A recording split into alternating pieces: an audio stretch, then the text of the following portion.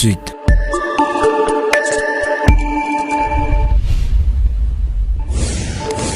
Émission.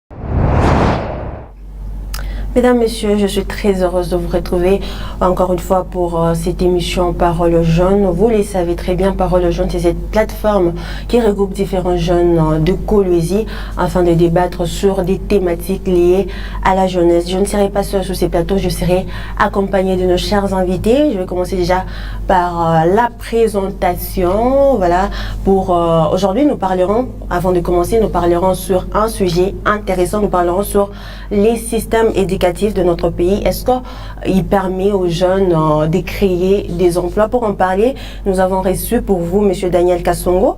Monsieur Daniel Kassongo, bonjour et merci d'avoir accepté notre invitation. Vous êtes entrepreneur et ingénieur et encadreur de jeunes dans l'entrepreneuriat. Monsieur Doudou Miji, vous êtes assistant. Merci également à vous d'avoir accepté notre invitation. Vous êtes un assistant à l'ISP et aussi jeune entrepreneur. Monsieur Jean-Pierre Laila, vous êtes également jeune entrepreneur dans la ville de Kolwezi. Monsieur Strans Lubamba, merci d'avoir accepté notre invitation également. Vous êtes jeune, dynamique et membre de la délégation des étudiants à l'université de l'ISTA, à l'Institut supérieur, voilà, de l'ISTA. Mesdames, Messieurs, voilà, nous allons parler sur ces petits sujets. C'est vraiment un grand sujet très important. Nous allons commencer par vous, Monsieur Daniel. Est-ce que vous pensez que le système éducatif de notre pays permet aux jeunes de créer des emplois après leurs études? Merci. D'abord, je vais commencer par remercier la chaîne Wangu Télévision de nous avoir invités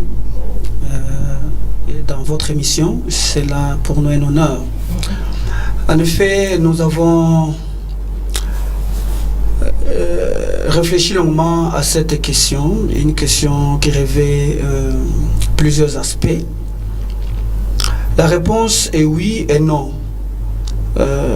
Parce que oui, du fait que ces systèmes d'enseignement de notre pays nous donnent quand même un bagage, je peux dire un prérequis qui nous permet de pouvoir aborder les autres aspects, les autres voies ou lois qui permettent, n'est-ce pas, de créer des emplois. Voilà, et vous, monsieur Doudou Miji, est-ce que vous êtes d'accord? D'entrée des jeux, je salue les co-débatteurs ici présents sur ce plateau. C'est un sujet très captivant et important dans la mesure où nous cherchons à recadrer certaines matières pour permettre aux jeunes que nous sommes d'ailleurs pour pouvoir aller de l'avant. Avant que je ne réponde à la question, il est très important ici de faire allusion de ces structures qui sont en train de gérer les systèmes éducatifs en République démocratique du Congo. Nous avons le ministère de l'enseignement primaire, secondaire et professionnel. Nous avons également le ministère de l'enseignement supérieur et universitaire.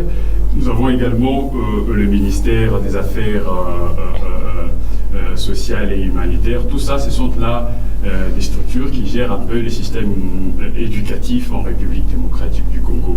Et pour répondre à votre question, je pense que je veux épouser un peu, ou soit dédier au même Mamel, qui est mon prédécesseur, en disant que oui en même temps et non en même temps. Pourquoi? Parce qu'il y a eu en tout cas beaucoup de réformes parce que nous sommes l'héritage, les systèmes éducatifs c'est l'héritage pratiquement de la Belgique, hein, et la manière dont nous sommes en train d'évoluer, en principe, on devait déjà penser à un autre système qui peut permettre à s'adapter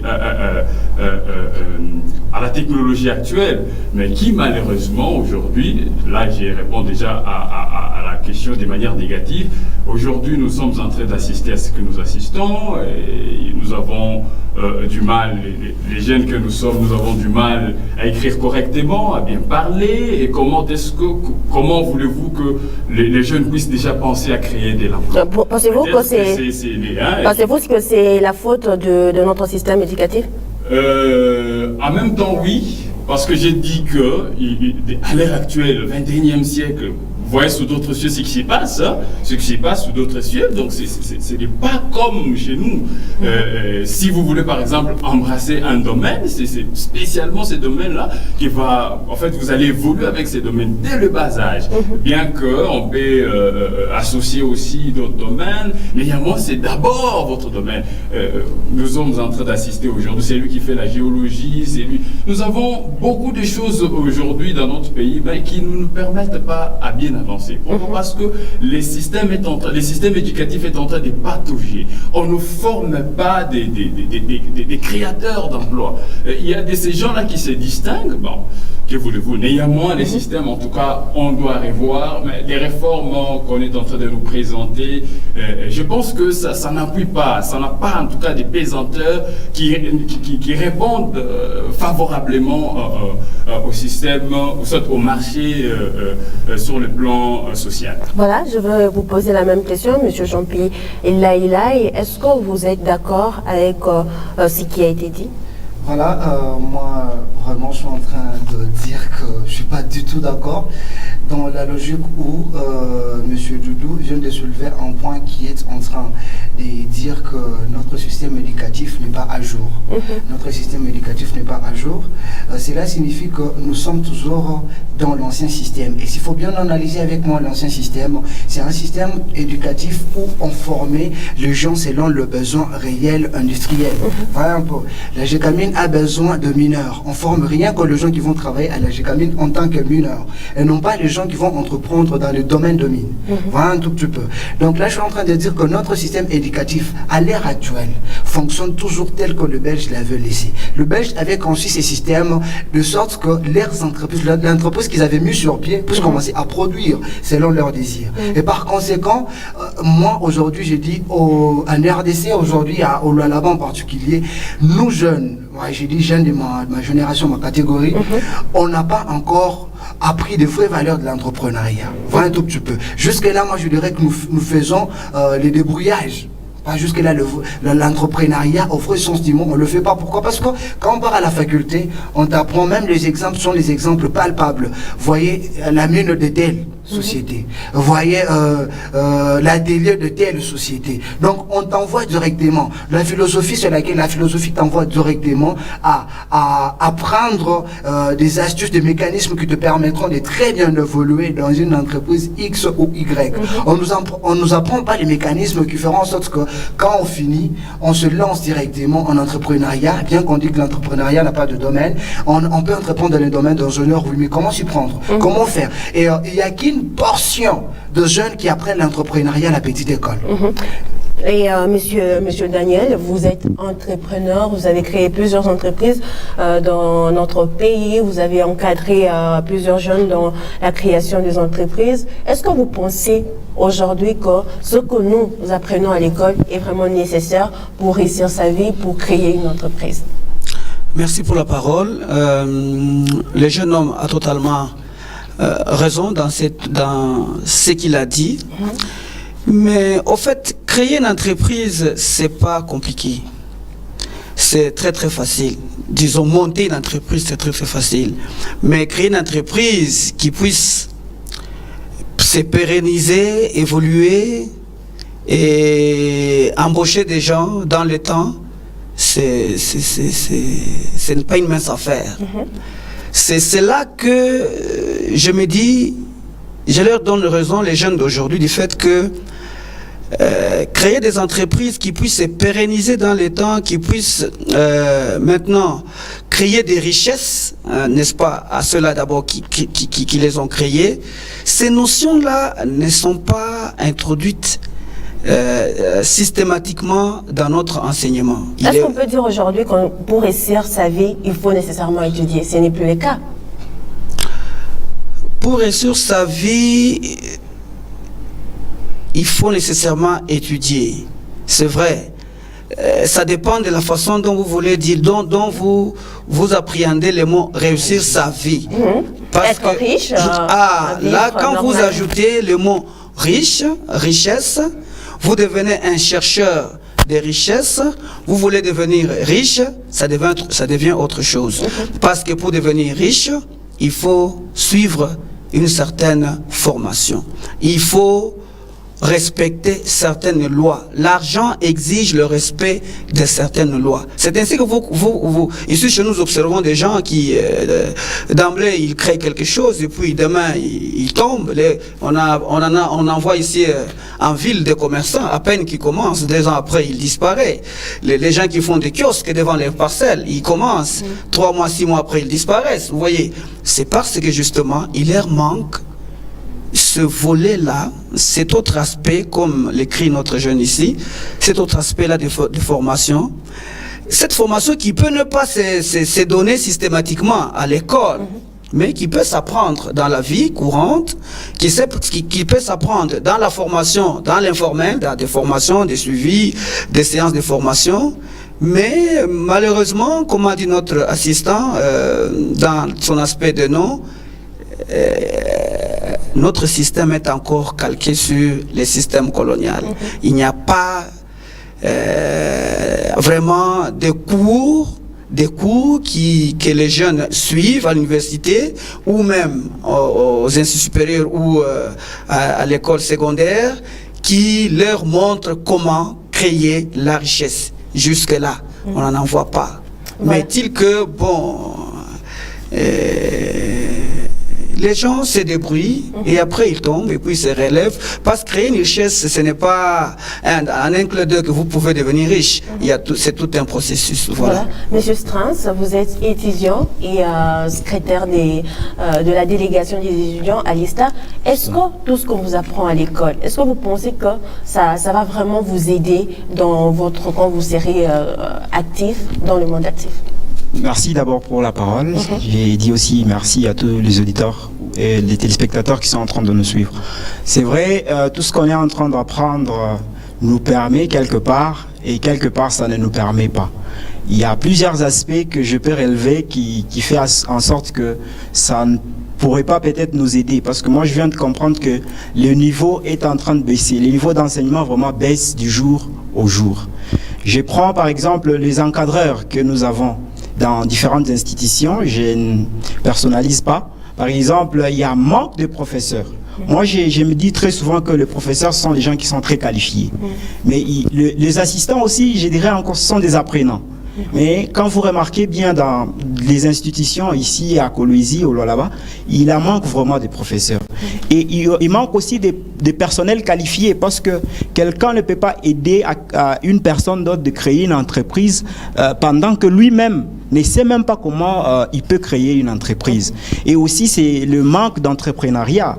Parce que je viens de comprendre que dans de basses classes, il n'y a pas de notion d'entrepreneuriat. Il y a de ces jeunes qui ont des idées, mais qui manquent vraiment les encadreurs qualifiés pour le permettre enfin d'atteindre ses objectifs. Monsieur Daniel, il y a tellement beaucoup de cours, les étudiants apprennent beaucoup de cours quand ils sont sur le banc de l'université ou même sur le banc de l'école, mais ça ne les aide à rien. Franchement, ça ne les aide. Est-ce qu'il faudrait-il revoir notre système éducatif, puisque vous êtes aussi assistant à l'université?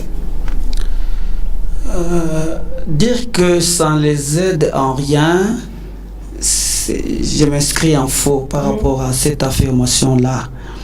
Ça les aide à développer au moins, n'est-ce pas, leur esprit intellectuel. Vous voyez, créer une entreprise, et la faire prospérer, il faut que cette personne ait une base intellectuelle, pas solide, au moins une base qui puisse lui permettre de distinguer ce qui lui appartient et ce qui appartient à l'entreprise, par exemple.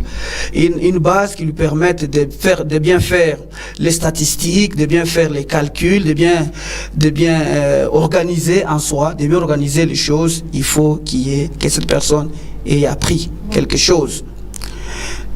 Mais comme j'ai dit tantôt, arriver à créer maintenant une entreprise, arriver à créer 2 emplois, il faut maintenant que l'étudiant de chez nous puisse avoir des notions en plus. C'est ce qui manque. C'est ce qui manque. Ça, c'est ce qui manque aujourd'hui. Monsieur Doudou Miji, je vous pose la même question puisque vous êtes aussi assistant à l'université. Il y a des cours que nous apprenons qui ne nous aident pratiquement à rien dans la vie active. Est-ce que faudrait-il les retirer de notre système éducatif? Je voudrais de prime abord recadrer parce que nous sommes en train de parler des systèmes éducatifs en République démocratique du Congo.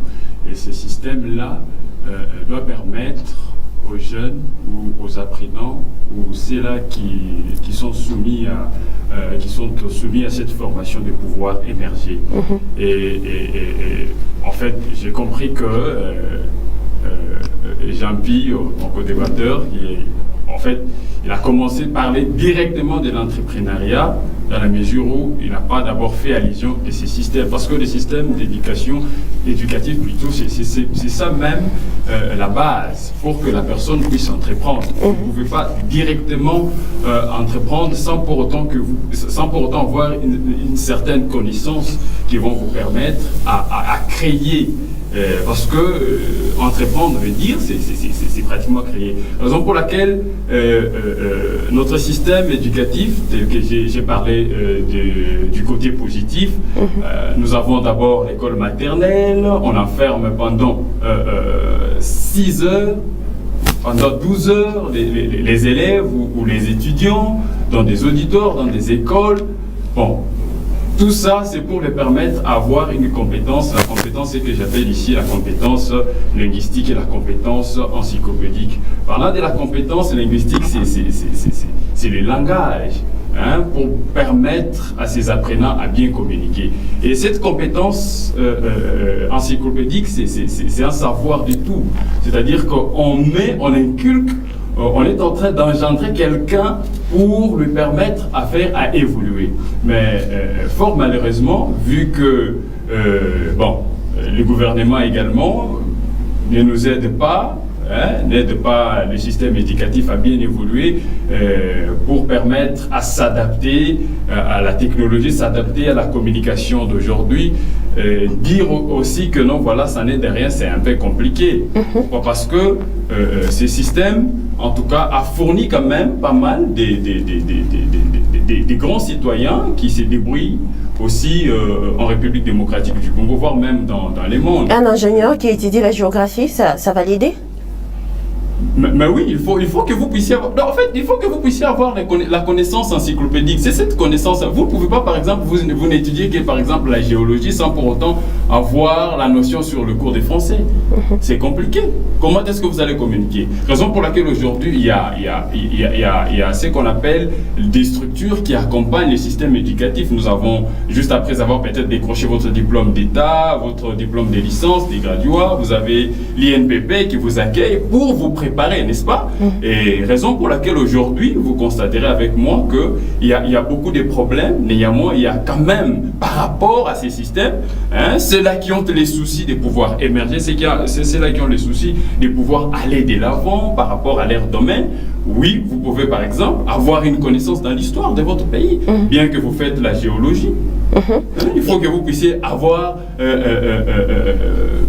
en fait, de l'histoire de votre pays, l'histoire de votre province. Tout ça, ça va vous aider à bien émerger pour comprendre la société. Donc, vous ne pouvez pas aller d'emblée comme ça. Et vous, Monsieur Jean-Pierre Laïlaï, est-ce que vous êtes d'accord avec ce que Monsieur Doudou vient de dire? Je crois que Monsieur Doudou, je ne sais pas si il peut accepter ce que je suis en train de dire, le moment il dit quelque chose et le moment même il contredit la chose qu'il est en train de dire. S'il faut parler dans la logique de création d'emplois, c'est là que la question c'est beaucoup plus focalisée. Est-ce que notre système éducatif permettra-t-il aux jeunes de créer d'emplois? Donc vous étudiez, vous finissez, et serez-vous capable, est-ce que vous serez capable de créer d'emplois? Je pense que c'est ça la question, madame. Oui. Alors, moi, je suis en train d'argumenter au-dessus de la question posée. Parce que notre système éducatif, c'est quoi l'éducation? On dit quoi? On dit que réussir dans la vie dépend de la définition qu'on a soi-même de la réussite, comme M. Daniel vient de l'évoquer. Et puis, faire la richesse, c'est différent de ce qu'on étudie à l'école. Voilà un tout petit peu. Maintenant, ici, c'est quoi le plus grand souci? Le plus grand souci est de faire en sorte que, et de trouver et de savoir si notre système peut faire en sorte que les jeunes puissent créer l'emploi. Or, créer l'emploi révèle plusieurs aspects. Voilà un tout petit peu. Dans ma formation, moi, là, tel que je suis là, pour être honnête, c'est que j'ai jamais étudié à l'école que pour créer de l'emploi, il faut commencer par ça. Ce que moi j'apprends jusqu'aujourd'hui, c'est comment est-ce qu'on peut faire la maintenance de X ou Y. Comment est-ce qu'on peut... On nous apprend beaucoup plus à être des demandeurs. Voilà un tout petit peu. Là, on parle de sciences appliquées. Où est-ce qu'on ira appliquer ces sciences? Pas appliquer ces sciences dans la création d'emplois. On va appliquer ces sciences quelque part, là où il y aura, où les gens auront besoin comment je dirais, besoin de...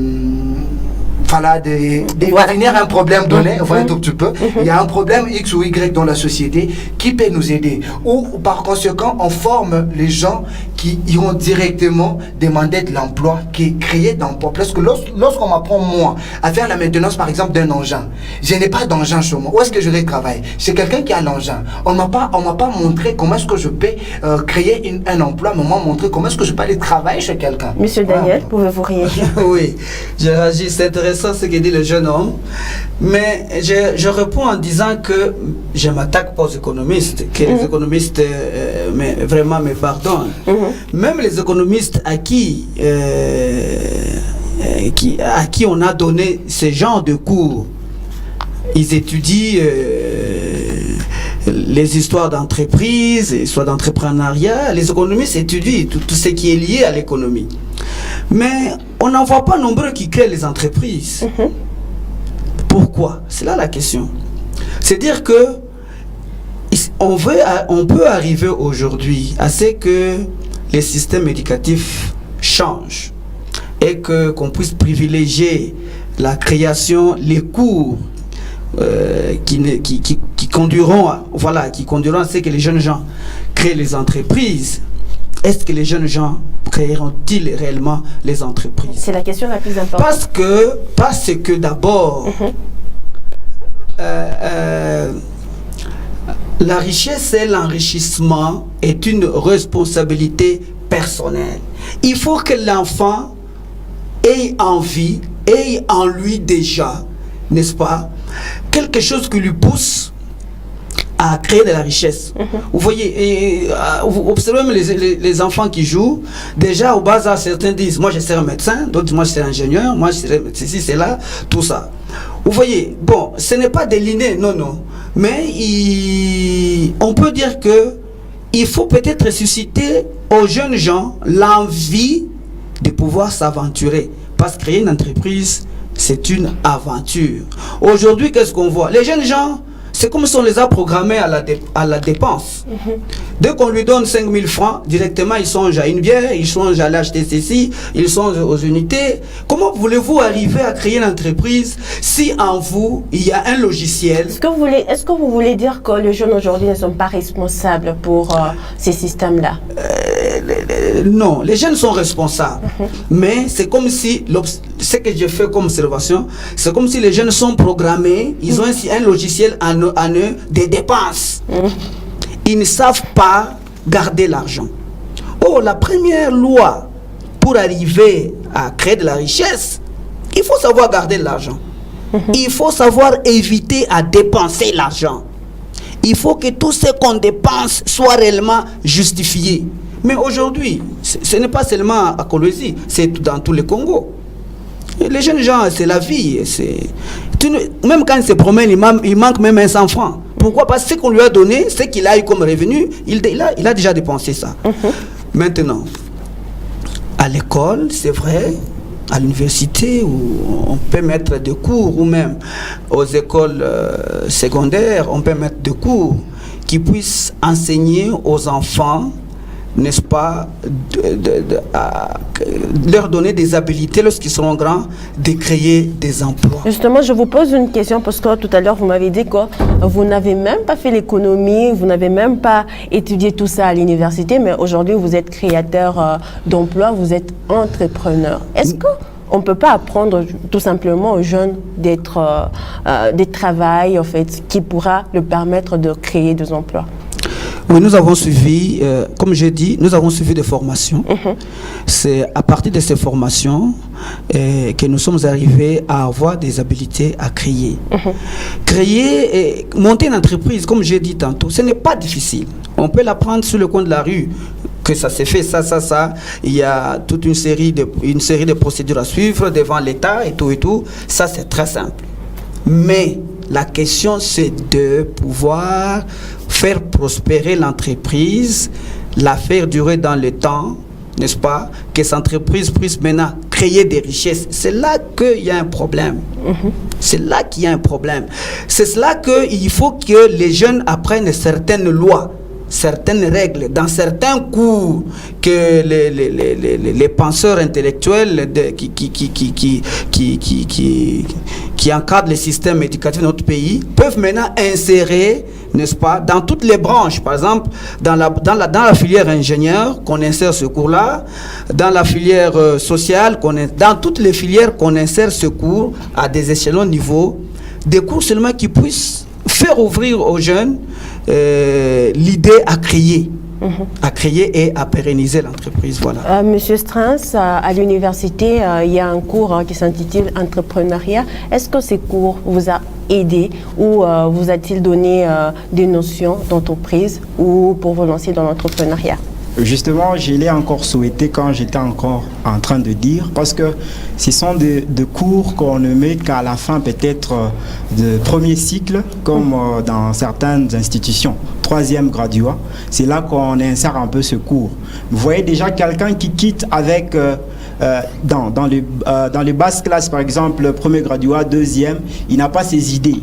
Et puis vous arrivez, il est juste à la fin de quitter pour aller travailler, vous commencez maintenant à lui donner toutes ces notions. Moi je dirais que c'est un peu en retard, c'est pourquoi j'ai dit notre système ne nous permet pas. J'ai dit que ces problèmes est lié et aux encadreurs et aussi chez nous les étudiants. Parce qu'il y en a ceux qui manquent déjà les initiatives ou bien l'esprit de créativité. Ils ne pensent peut-être finir et puis travailler, vous voyez. Maintenant, si on insérait ce système juste dans des années terminales, ça ne permet pas vraiment à changer l'idée de tout un chacun. Et Monsieur Jean-Pilalia, vous aussi, vous avez étudié l'entrepreneuriat. Voilà. Est-ce que ça vous a vraiment aidé? L'entrepreneuriat qui m'a aidé, c'est pas l'entrepreneuriat que j'ai à apprendre à l'école, mais l'entrepreneuriat que j'ai à apprendre dans quelques formations. Vous voyez, Monsieur Daniel vient de soulever un point très très important, la discipline économique. Voilà un peu. Ce sont des notions qu'on n'apprend pas. L'entrepreneuriat, c'est toute une science. Voilà un tout petit peu.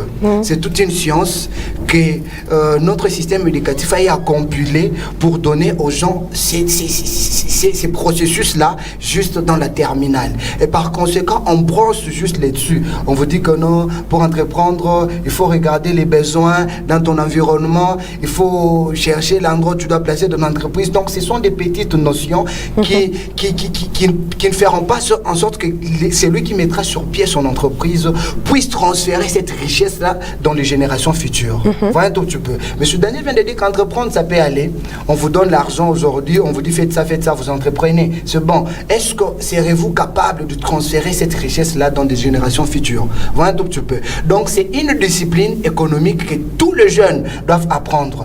Et si nous disons que notre système éducatif ne nous aide pas, c'est parce que nous avons constaté que toutes ces disciplines, toutes ces notions-là manquent. dans notre parcours, dans notre cursus. Et ce que nous apprenons, c'est autre chose.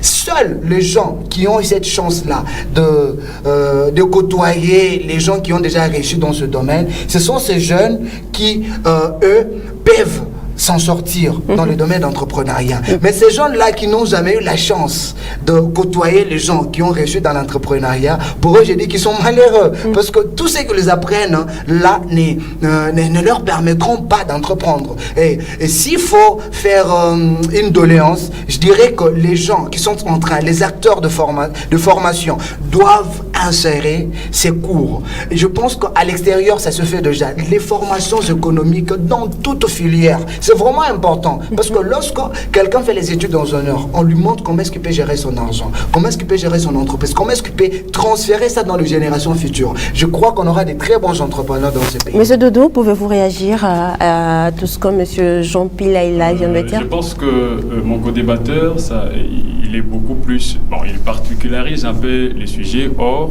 le sujet est à une dimension, à une grande dimension. Nous parlons en même temps, en fait, les systèmes éducatifs. Nous parlons également comment est-ce que les jeunes peuvent entreprendre. Mais lui, il se base sur son domaine. C'est pas du tout mauvais. Néanmoins, nous voulons ouvrir le débat pour permettre à ceux-là, aux téléspectateurs qui nous suivent, ou soit qui sont en train de nous regarder dans leur maison, faire comprendre est-ce qu'ils seront à même par rapport à leur vision. Parce que nous avons aussi un problème de vision.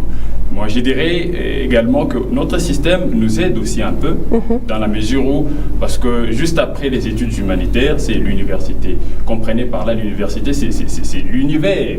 Donc, on vous plonge dans cet univers pour vous permettre d'avoir des capacités à pouvoir créer quelque chose et non à être demandeur d'emploi. Ce que nous sommes en train de déplorer ici, c'est que l'université forme plus les demandeurs d'emploi que les créateurs d'emploi. Et comment y parvenir? Ça dépend aussi de la vision de la personne. Vous voulez un domaine, par exemple, vous voulez être médecin, n'est-ce pas? Vous voulez être avocat, vous voulez être ingénieur, tout, entrepreneur, ainsi de suite. Mais l'université, il y a des cours, presque beaucoup de cours quand vous êtes à l'université. Ce sont des cours qui vous ouvrent l'esprit pour vous permettre à créer, n'est-ce pas? Il n'est pas du tout important qu'on puisse insérer le cours d'entrepreneuriat. Non. En fait, certains cours déjà nous permettent de nous ouvrir l'esprit. Vous avez le cours déjà de la première année ou deuxième année à l'université ou dans une institution supérieure. Vous avez les cours d'initiation à la recherche scientifique. Est-ce que les étudiants parviennent à comprendre c'est quoi initiation à la recherche scientifique? Être initié à la science. C'est-à-dire que vous devez être à même, parce que actuellement le cours ne doit pas se donner ex cathedra. C'est-à-dire que l'enseignant donne, il se met là à expliquer. Non, en fait, c'est beaucoup plus, les étudiants doivent plus travailler que les enseignants. Donc vous devez faire beaucoup de recherches, vous devez mener beaucoup de recherches. Il faut fureter certaines informations, fureter la recherche, pour vous permettre à vous ouvrir l'esprit. Une fois que votre esprit est ouvert, c'est à ce moment-là que vous pouvez créer l'emploi. Mais maintenant, il y a maintenant des appuis. L'appui, peut-être, c'est les gouvernements qui doivent vous appuyer pour que vous puissiez y parvenir à pragmatiser, à réaliser ce dont vous avez rêvé ou soit ce dont vous avez appris. Ça, c'est très important. Voilà, et Monsieur Daniel, selon vous, comment faire pour que le jeune puisse être des créateurs d'emplois et non des demandeurs? Comment faire pour que les jeunes puissent être des créateurs d'emplois et non des demandeurs? D'abord, la jeunesse doit apprendre à chercher. La jeunesse doit lire. La jeunesse doit se former et s'informer. La jeunesse d'aujourd'hui est différente de notre jeunesse à nous, de notre temps. Que la jeunesse m'excuse. Je les invite à ce que d'abord, même si la jeunesse aujourd'hui condamne qu'ils ne reçoivent pas de formation spécialisée dans notre enseignement qui puisse leur permettre à créer des emplois. Mais moi, je leur dis que ce qu'ils reçoivent dans nos universités le permet au moins à ce qu'ils soient en mesure de se former et de s'informer. C'est-à-dire, ils doivent lire sur l'Internet. Ils ont beaucoup de bouquins aujourd'hui sur l'Internet. On les appelle même génération Internet. Vous voyez, ils ont de la chance de se former et de s'informer. Alors, comment faire que ces jeunes puissent être plus de créateurs d'emplois? C'est là que je lance aussi la balle à nous, les vieux de l'époque. Nous devons d'abord... Vous êtes plus nostalgique. Oui. Nous devons d'abord à ce que nous puissions éduquer nos jeunes, en nous éduquant nous-mêmes. C'est-à-dire en créant nous-mêmes des emplois, c'est-à-dire en créant nous-mêmes des entreprises dans lesquelles ces jeunes puissent se voir encadrés, se former et qui puissent les motiver à ce qu'eux aussi puissent être en mesure de créer. Les jeunes aujourd'hui parfois manquent de modèles, de modèles à suivre. Les modèles, c'est qui? C'est nous les vieux qui devons être des modèles pour eux. C'est-à-dire nous les vieux qui devons être en mesure de créer des entreprises, de créer des emplois. Et ce phénomène peut arriver à ce que les jeunes aussi puissent avoir envie. Parce que créer une entreprise, créer des emplois, c'est la recherche de la richesse. Et nous ne devons pas tous se fier à être engagés. Aujourd'hui, si le cuivre son prix tombe aujourd'hui, c'est la catastrophe écologique. Ça sera, on a déjà expérimenté 3 fois ce phénomène de cuivre qui tombe, le coût des métaux qui tombe, et la ville tombe aussi en termes économiques. Alors, il faut que la jeunesse puisse non pas seulement terminer et aller se faire embaucher, il faut que la jeunesse aussi puisse avoir du courage à terminer et à chercher à embaucher.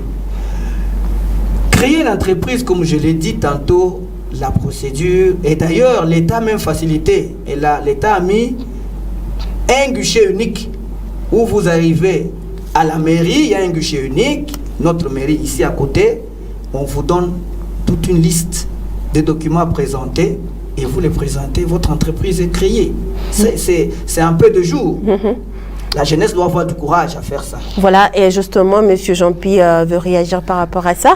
Et avant que je donne la parole à M. Strans, voilà. Voilà, je crois que je suis très content d'entendre dire que le manque de modèles, l'on a. Bien sûr, je m'en vais d'abord répondre à M. Daniel par rapport à son premier argument.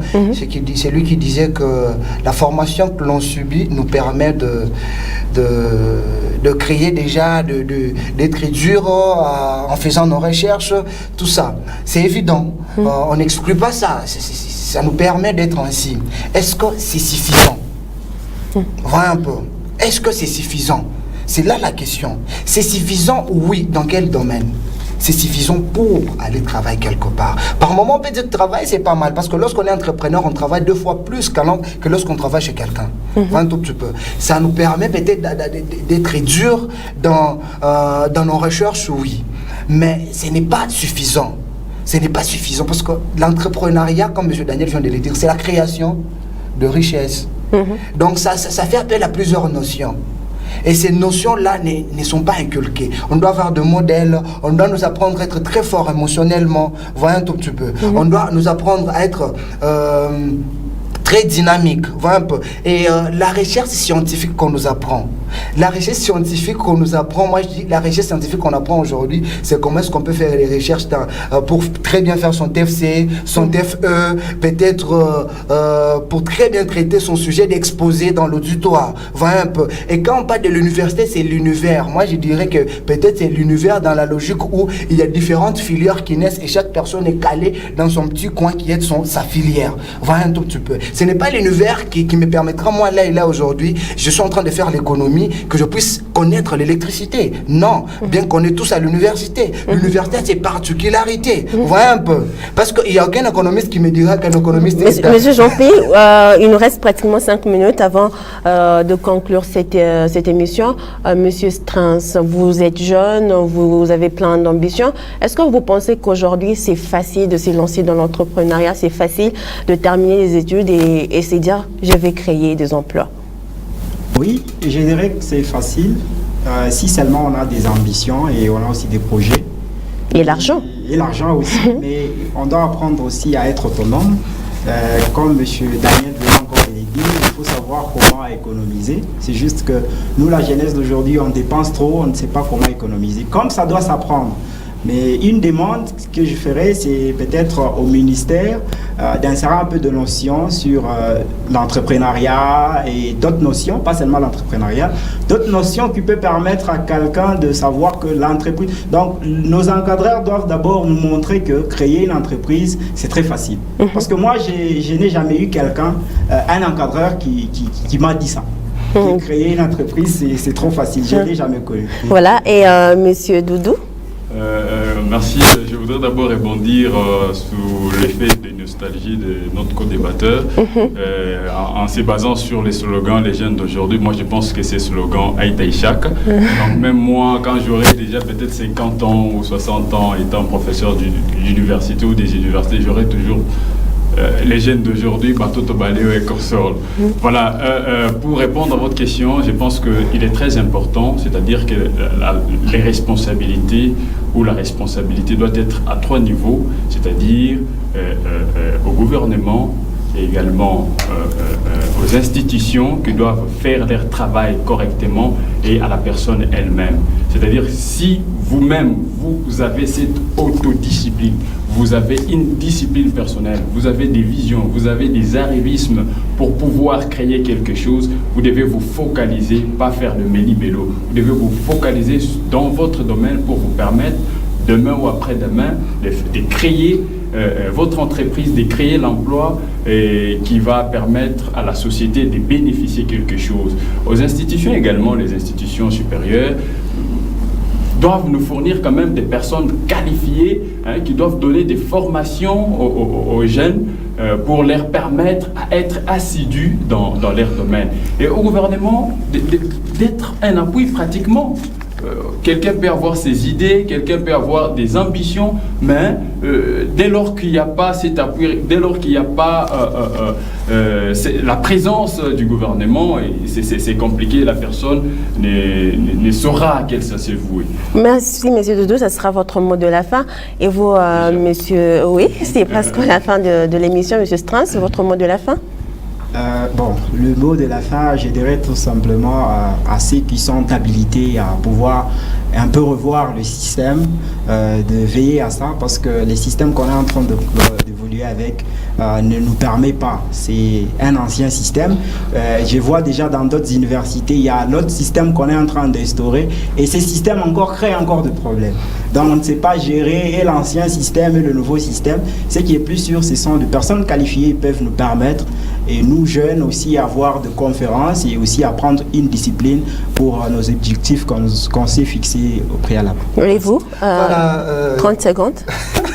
Merci, je crois que nous jeunes, on a encore beaucoup à apprendre, je l'admets. L'entrepreneuriat, je me permets d'abord de dire en premier, c'est pas question d'argent, c'est question d'idée, d'esprit. L'entrepreneuriat, nous souvent quand on parle d'entrepreneuriat, le jeune pense directement à l'argent. Il faut penser d'abord à l'idée, parce que l'argent, c'est comme une opportunité. Lorsque vous avez l'idée face à l'argent, vous explosez. Mais lorsque vous êtes face à l'argent sans idée, vous ne faites rien. Vous allez gaspiller cet argent. Les jeunes doivent savoir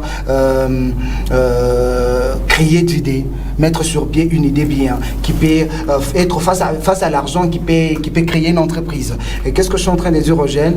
Les jeunes doivent faire de recherche, doivent participer dans des conférences. Il y a des conférences qui s'organisent dans les domaines, ça et là. Ça leur permettra aussi d'acquérir quelques notions. Après leurs études, peut-être ces notions-là, qu'on appelle les notions d'auto-formation, pourront leur permettre d'entreprendre. Merci, Monsieur Jean-Pi et Monsieur Daniel. Votre mot de la fin? Merci. Mon mot de la fin, c'est que j'invite tous les jeunes à être vraiment positifs dans leur réflexion, à créer des emplois, à avoir des idées. Nous sommes prêts à les soutenir, que ce soit financièrement, nous sommes prêts à soutenir ces jeunes gens qui viennent avec des idées et que si les idées sont bonnes, on les soutient. Et que j'encourage les jeunes qui ont de l'audace à pouvoir s'aventurer. Et sachez que créer une entreprise et tomber, ce n'est pas la fin du monde. Il faut créer, tomber, créer encore tomber. Un jour vous créerez et vous ne tomberez pas. Merci. Merci beaucoup à vous d'avoir accepté mon invitation. Merci également à vous, chers téléspectateurs, de nous avoir suivis. Vous pouvez retrouver cette émission sur Internet en tapant le www.wangu.info. Mesdames et messieurs, on se retrouve la semaine prochaine pour une autre émission. Si vous aussi vous voulez participer dans cette émission, appelez-nous au 099 59 54 510 ou appelez-nous au numéro qui se trouve juste là en bas de votre écran. Au revoir. On se salue. Merci.